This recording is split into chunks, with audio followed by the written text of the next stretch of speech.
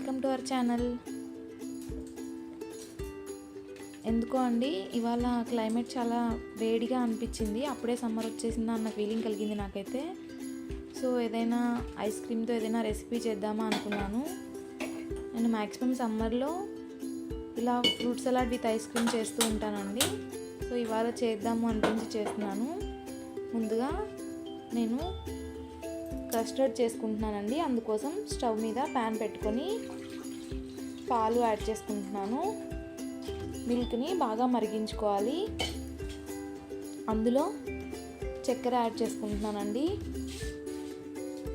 చక్కెరని మన టేస్ట్కి తగినంత యాడ్ చేసుకోవాలి.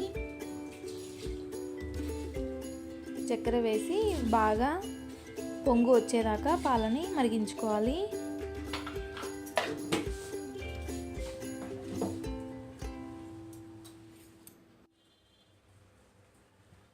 ఇక్కడ కస్టర్డ్ పౌడర్ని ఒక బౌల్లోకి తీసుకొని అందులో చల్లని పాలు ఉంటాయి కదా, కాచిన పాలు కాకుండా చల్లని పాలతో దాన్ని ఉండలు లేకుండా కలుపుకోవాలండి.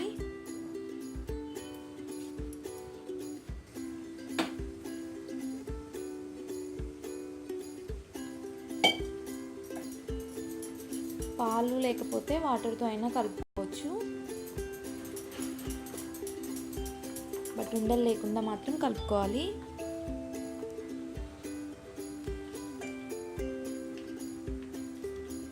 ఇది చాలా యమ్మీ రెసిపీ అండి, చాలా చాలా బాగుంటుంది.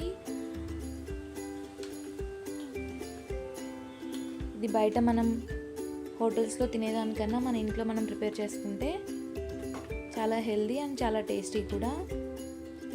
సో ఇప్పుడు అక్కడ పాలు మరుగుతున్నాయి కదా, అందులోకి ఈ కస్టర్డ్ మనం కలుపుకున్నాం కదా దాన్ని అందులో యాడ్ చేసుకోవాలి. అందులో యాడ్ చేసుకుంటూ కలుపుకుంటూ ఉండాలండి. ఎందుకంటే అందులో యాడ్ చేసుకోగానే ఆ మిక్చర్ అనేది థిక్ అయిపోతుంది. థిక్గా అయిన తర్వాత ఒక 1 minute ఉంచుకొని తర్వాత స్టవ్ ఆపేసుకోవాలి.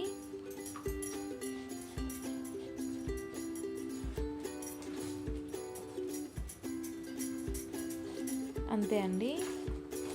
దాన్ని చల్లారేదాకా ఫ్యాన్ కింద కానీ లేకపోతే పక్కన కానీ పెట్టేసేయాలి.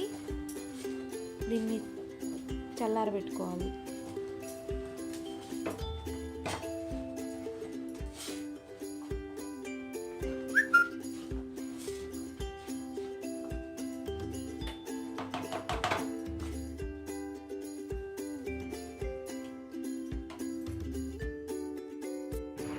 ఇందాక చేసుకున్న కస్టర్డ్ని చల్లారాక ఇలా ఒక ఎయిర్ టైట్ కంటైనర్లోకి తీసుకొని డీప్ ఫ్రిడ్జ్లో ఒక 4 hours పాటు పెట్టుకోవాలండి.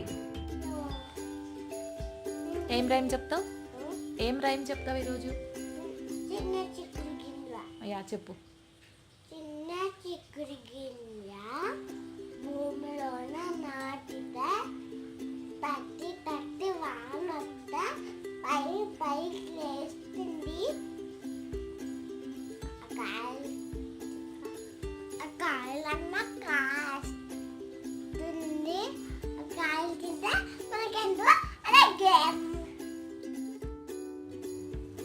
ఇక్కడ ఫ్రూట్ సలాడ్ కోసం మనకు కావాల్సిన ఫ్రూట్స్ తీసుకోవచ్చండి. నేనైతే ఇక్కడ బనానా, యాపిల్, దానిమ్మ, స్ట్రాబెర్రీ అండ్ గ్రేప్స్ తీసుకుంటున్నాను. వాటిని పీసెస్లా కట్ చేసుకోవాలి. ఇప్పుడు ముందుగా మనం ఫ్రిడ్జ్లో స్టోర్ చేసి పెట్టుకున్నాం కదా ఆ కస్టర్డ్ని తీసుకొని ఒక మిక్సీ జార్లోకి యాడ్ చేసుకోవాలి. మనకు కావాల్సినంత అమౌంట్ని యాడ్ చేసుకోవాలండి. మిగిలిన అమౌంట్ని ఫ్రిడ్జ్లో స్టోర్ చేసుకోవచ్చు. ఇది ఒక రోజు పాటు నిల్వ ఉంటుంది. కాకపోతే అంతా ఒకేసారి తినేయడం మంచిదండి. ఎందుకంటే నెక్స్ట్ డే మనం మళ్ళీ కస్టర్డ్ ఫ్రూట్ సలాడ్ వేసుకునేటప్పుడు అంత టేస్ట్ రాదండి.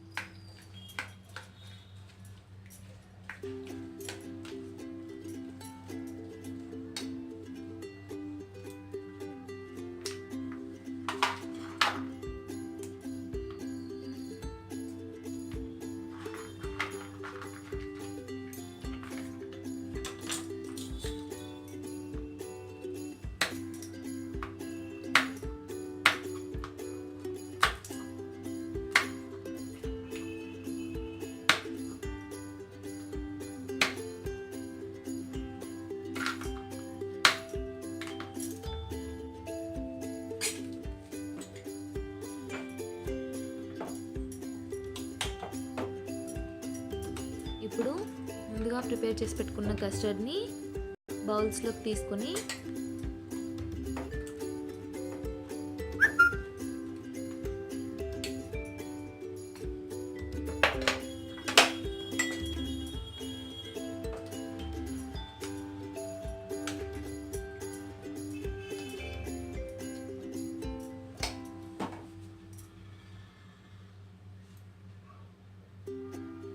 దాని మీద మనకు కావాలనుకుంటే ఐస్ క్రీమ్ యాడ్ చేసుకోవచ్చండి.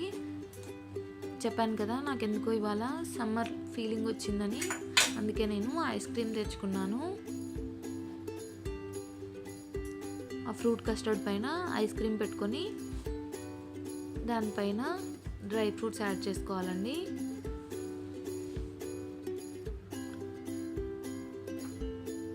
ఈ ఐస్ క్రీమ్ కానీ డ్రై ఫ్రూట్స్ కానీ అన్నీ మన టేస్ట్ని బట్టి యాడ్ చేసుకోవచ్చండి.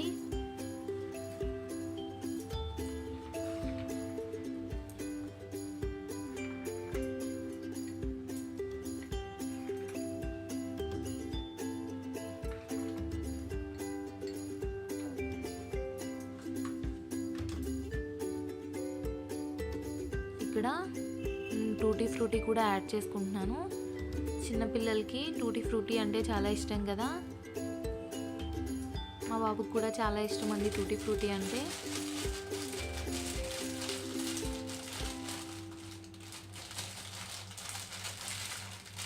ఇంకా అవైలబుల్గా ఉంటే చెర్రీస్ కూడా పెట్టుకోవచ్చు.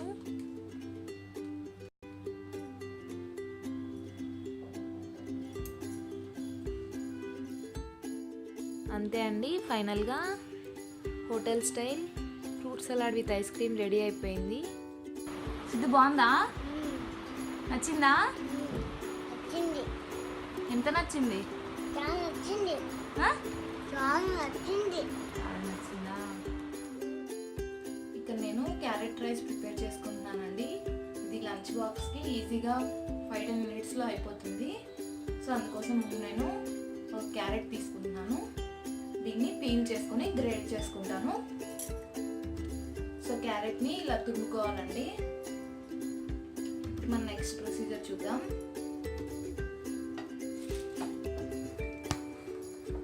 ఇంకా స్టవ్ ఆన్ చేసుకుని ప్యాన్ పెట్టుకోవాలండి. ఇందులో మీకు ఇష్టమైతే టోటల్గా నెయ్యితోనే చేసుకోవచ్చు. నేను కొంచెం నెయ్యి అండ్ కొంచెం నూనె యూజ్ చేస్తానండి. ఫ్రీడమ్ ఆయిల్ యూజ్ చేస్తాను నేను.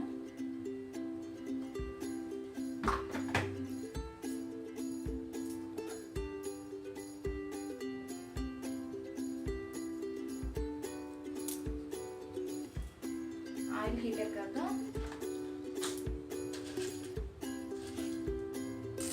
కొంచెం శనగపప్పు, కొంచెం మినప్పప్పు, కొంచెం జీరా, కొంచెం ఆవాలు, జస్ట్ లైక్ పోపు అండి. కాకపోతే ఇందులో ఇంకో యాడ్ చేయాల్సిన అవసరం ఏం లేదు. అండ్ ఒక 2 మిర్చి యాడ్ చేసుకుంటానండి. కొంచెం కరివేపాకు,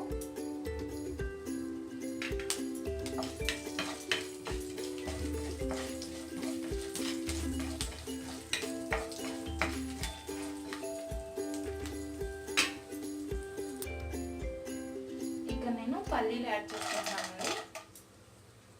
మీరు కావాలనుకుంటే స్కిప్ చేసుకోవచ్చు, మీకు ఇష్టం లేకపోతే. మా బాబుకి పల్లీలు అంటే ఎక్కువ ఇష్టం కాబట్టి నేను ఎక్కువ పల్లీలు వేస్తానండి. పల్లీలు అంటే శనక్కాయ విత్తనాలండి, గ్రౌండ్ నట్స్. కొంచెం వేగాక ఇందులో జీడిపప్పు యాడ్ చేసుకుంటాను.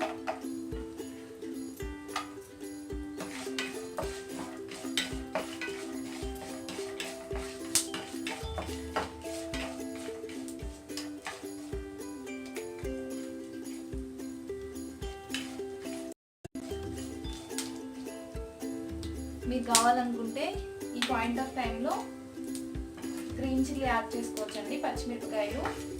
నేను ఇక్కడ ఎండుమిర్చి పౌడర్తో చేసుకుంటాను క్యారెట్ రైస్.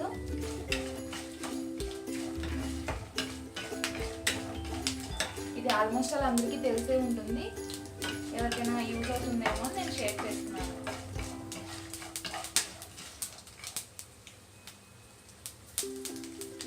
ఇక్కడ క్యారెట్ యాడ్ చేసుకోవాలండి.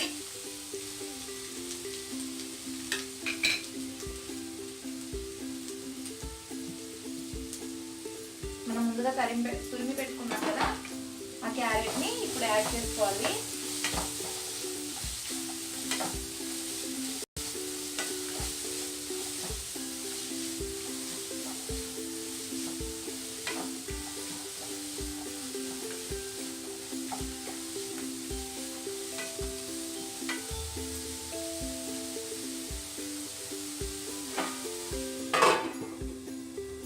ఒక 1 మినిట్ మూత పెట్టి మగ్గించుకోవాలి.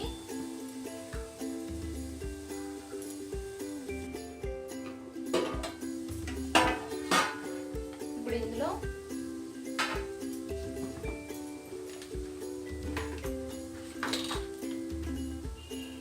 కొంచెం పసుపు, కొంచెం కారం అని సరిపడా ఉప్పు యాడ్ చేసుకోవాలండి. ఇవన్నీ వేసుకున్నాక బాగా మిక్స్ చేసుకోవాలి.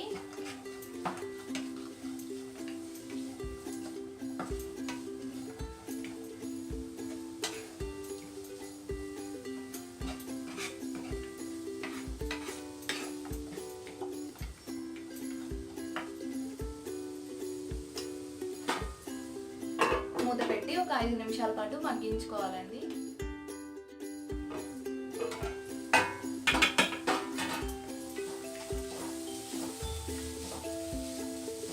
అయిపోయిందండి. ఇందులో మనం ఇప్పుడు ముందుగా ఉడికించి పెట్టుకున్న అన్నం కలుపుకుంటే క్యారెట్ రైస్ రెడీ అయిపోతుంది.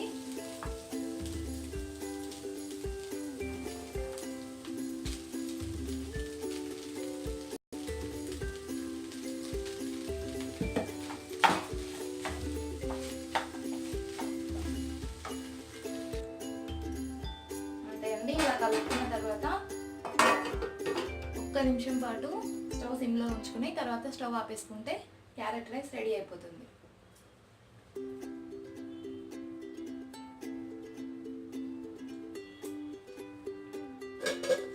ఇక్కడ పెరుగన్నం ఎలా కలుపుకోవాలో చూద్దాం. ఇది కూడా ఆల్మోస్ట్ చాలా మందికి తెలిసే ఉంటుందండి. ఎవరైనా బిగినర్స్కి యూజ్ అవుతుందేమో అని మాత్రమే చూపిస్తున్నాను. ముందుగా లెఫ్ట్ ఓవర్ రైస్ ఉంటే లెఫ్ట్ ఓవర్ రైస్తోనే చేసుకోవచ్చండి పెరుగన్నం. లేకపోతే అప్పుడప్పుడే ప్రిపేర్ చేసుకున్న అన్నం ఉంటే దాన్ని కొంచెం సేపు చల్లారనివ్వాలి. దాంట్లో పెరుగు యాడ్ చేసుకోవాలండి. పెరుగు మరీ చిక్కగా ఉంటే కొంచెం వాటర్ యాడ్ చేసుకొని దాని తర్వాత అందులో కొంచెం సాల్ట్ యాడ్ చేసుకోవాలి.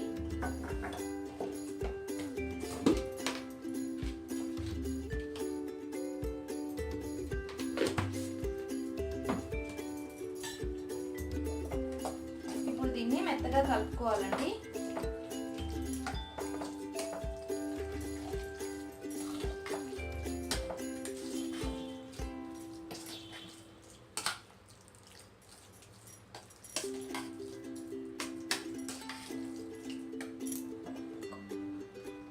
అంతే అండి, ఇలా కలిపి పెట్టుకోవాలి. ఇప్పుడు దీనికి పోపు యాడ్ చేసుకుందాం. ఇక్కడ పెరుగన్నంలో పోపు కోసం ముందుగా కడాయి పెట్టుకొని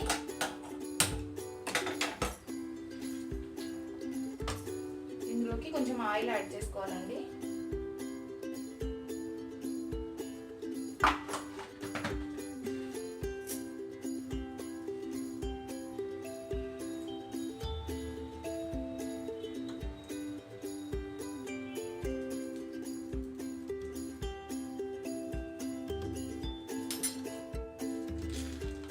ఆయిల్ హీట్ అయ్యాక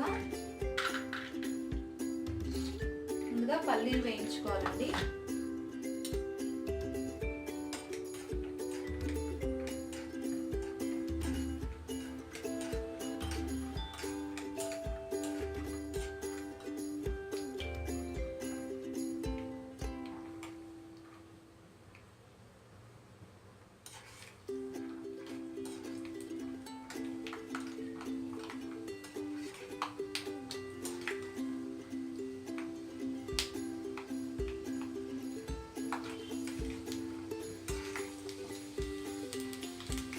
పల్లీల్ని కలిపి పెట్టుకున్న పెరుగన్నంలో వేసుకోవాలి.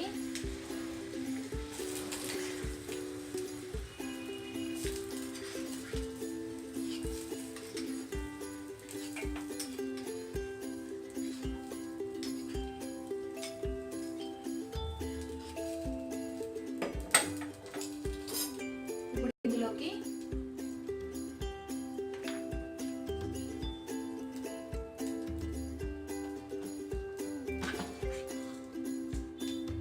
మినపప్పు,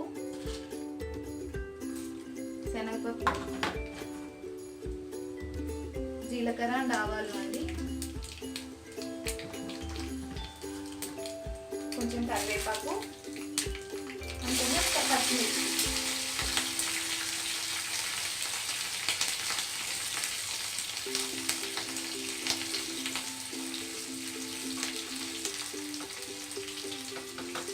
వేగాక ఇందులో కొంచెం జీలకర్ర ఇంగువ యాడ్ చేసుకొని దీన్ని ఫైనల్గా పెరుగన్నంలో యాడ్ చేసుకోవాలి.